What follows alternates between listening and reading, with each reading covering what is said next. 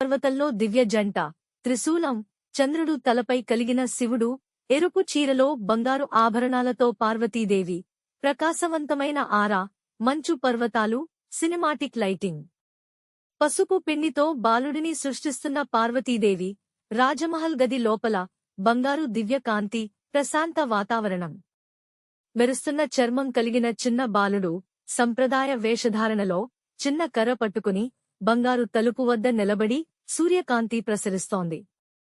Mahal gate వైపు వస్తున్న శివుడు అతని మార్గం అడ్డుకుంటున్న బాలుడు ఉత్కంఠభరితమైన దృశ్యం గాల్లో దివ్య శక్తి.